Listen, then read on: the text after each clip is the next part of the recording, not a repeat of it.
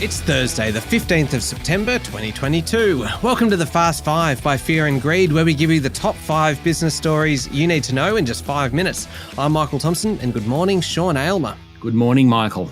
Sean, 5 stories to get through in 5 minutes, and the first one, wow, what a story. Around $60 billion was wiped off the local share market yesterday after a huge tumble on Wall Street, and the dollar was savaged, dropping sharply. Bond markets were also sold off. It was widespread.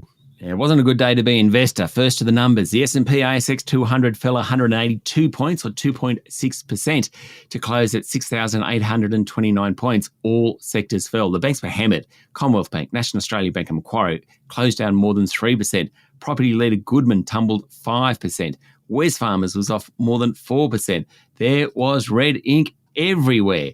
Now, the reason was a surprisingly high inflation number in the US. That triggered fears of big interest rate hikes in that country and potentially a recession. It filtered beyond equities. Many currencies were hit. The Aussie dollar fell more than 2% in its biggest daily tumble since COVID, went from 69.2 cents to 67.4 cents. Cryptocurrencies fell. Treasuries fell. What's it mean for interest rates here? Well, the fear is that the Reserve Bank won't want to risk being behind the curve on inflation. It was earlier on in the year. It was roundly criticised for doing that. So perhaps it'll jump in and do more big rate hikes. In fact, Nomura strategist Andrew Ticehurst expects another 50 basis point increase when the Reserve Bank board meets next month. 48 hours ago, the debate was whether they'd do anything at all. Amazing turn of events. Yeah, you can say that again. Story number 2, Sean. Prime Minister Anthony Albanese takes off for London this evening, one of the many world leaders to be attending the royal funeral on Monday, UK time. On the plane with the Prime Minister will be senior leaders from Papua New Guinea, Tuvalu and Samoa. Interestingly, the Governor-General of Solomon Islands will be on the plane, but not the Prime Minister.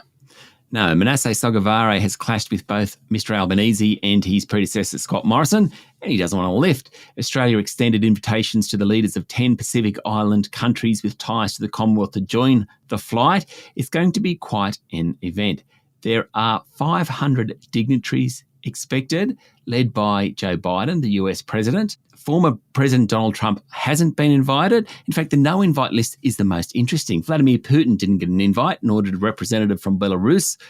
That country's enabled Russia to invade Ukraine. Myanmar has also not been invited, though a representative from North Korea has, given the diplomatic relations between the UK and North Korea. Mind you, Kim Jong-un is not expected to attend. Okay, on to story number 3, and we've been warned for some time that this would be coming, but business failures are now surging as rising costs and a tax office crackdown on unpaid debts, putting pressure on companies, particularly in the struggling construction and manufacturing sectors. That's right. New figures show that the ending of pandemic-era support packages has triggered a surge in uneconomic companies. Insolvency rates have now jumped back above pre-COVID levels. In fact, company failures hit a 2.5-year high in July of 717 firms. Where's it hurting most? Construction, because of supply shortages and higher material costs. That's really hit builders, and manufacturing. That's in large part because of really high energy prices along the East Coast. Okay, story number 4. I love talking about Canva, Sean, because it's just so cool to have a homegrown tech giant. And now the company's taking on Microsoft and Google directly, really kind of pushing to become one of the world's largest tech companies. That's right. It unveiled its new product range yesterday, including a suite of office productivity software. Canva Docs is an interactive document tool that rivals Google Docs, for example. Canva Websites is a website builder to rival Squarespace. Whiteboards is a drop and drag brainstorming tool to rival Miro. There's also an app marketplace, which features a Canva API, and a developer marketplace where developers can build Canva integrations, as well as a creator marketplace. Canva basically wants to push into bigger businesses, and its new visual work suite aims to help larger teams collaborate and work in a cloud-based environment. Much of its success so far has been in the small business end of the market. Our co-founder and chief operating officer, Cliff Obrecht, said the company was tapping into the global movement towards visual communications. All right, story number 5, Sean, is really kind of finishing where we started today. It was an incredible day yesterday, dominated by what happened on Wall Street. So for us mere mortals, it can be kind of good to check in and find out just how much the richest Americans lost in that 8-hour period. it's kind of cathartic because I checked my super fund and I lost a few $1,000s. So when you hear how much these guys have lost, I don't feel as bad. Jeff Bezos, Amazon founder, he did about $10 billion yesterday. Elon Musk did about $8 billion. This is according to the Bloomberg Index.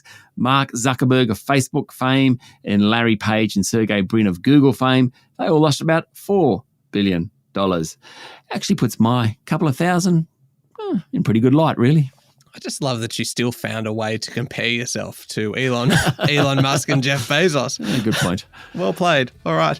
There we go. The top 5 business stories in 5 minutes. Thank you, Sean. Thank you, Michael. It's Thursday, the 15th of September, 2022. Remember to hit follow on the podcast. And if 5 minutes isn't enough for you, you can find our longer daily show called Fear and Greed wherever you listen to podcasts. I'm Michael Thompson, and that was the Fast 5 by Fear and Greed. Have a great day.